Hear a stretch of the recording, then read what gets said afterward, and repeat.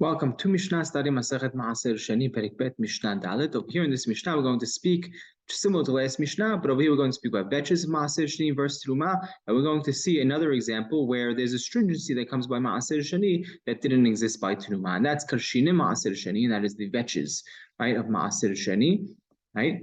Another type of plant, right, food. Well, it's going to be mahloket how much we treat this as food versus animal food. Right? It's really something that's not really so fit for human consumption. And over here we're saying, you should eat it when it's still in its earlier stages, right? Because at that point, you could still eat it. Right?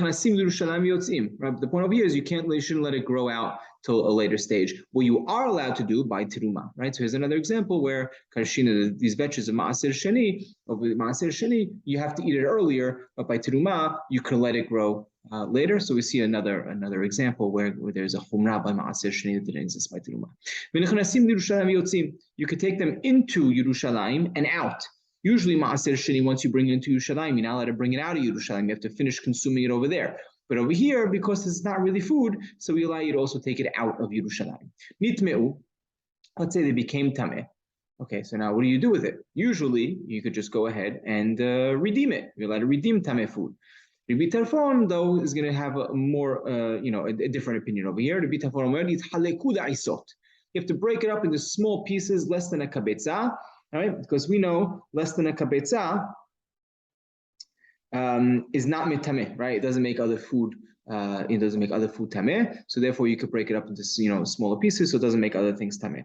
Now, but it comes hachamim. No, just like every other case, we allow you to redeem it. And the Mishnah continues. Slide. Veshel Teruma, right? Vetches of Teruma. Bet Shamayim Shorim V'Shafim B'Tahara. Right? They say, okay, we treat it like food. You have to go ahead and you have to, soak it and rub it B'Tahara.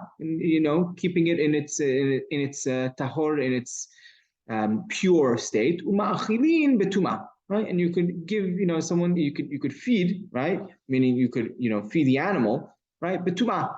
Now, what does it mean betahara betuma? How do you keep something tahor or tameh? So we'll discuss this more. But when it comes to teruma could become a shalishi. It become a third level tuma, right? And when we say that you need to keep it tahor, we need to go ahead and basically do nitilat yadayim to our hands, right? Our hands are general sheniyot latuma. They're always considered second degree tameh.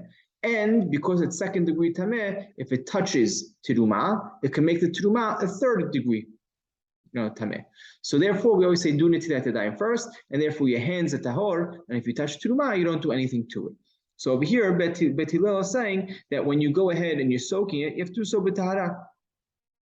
And Bet Shammai. Let's go Bet Shammai a second. Bet Shammai say when you're soaking it and you're rubbing it, do so b'tahara. But when you're feeding the animal, you don't have to do nitilat yadayim first. You could feed your animal betuma. And Bet Hillel comes and they argue shorim b'tahara. All you need to do is soak it b'tahara. But b'shafin u'ma'achilin betuma. Right. So they allow you to go ahead and rub it, right, and feed it to the animal in a tameh state, right, without doing nitilat yadayim beforehand. Shammai Omer comes Shammai and it says Ya'achlu tzarid, right? Forget about washing your hands before you soak it or whatnot. No, you have to eat it dry, right? You have to eat it in its raw stage. Rambam says tzarid is considered is something where he said hakema hagas nikrat tzarid, right? Very coarse flour is called tzarid. So that's how you have to eat it, right? That's how you eat it. That's how you have to feed it to your animals in that state. Rabbi Akiva is the other extreme, and he says you're allowed to do everything betuma. It's not considered food at all, right? Halacha though is not like Shammai, not like Rabbi Akiva, rather like Chachamim.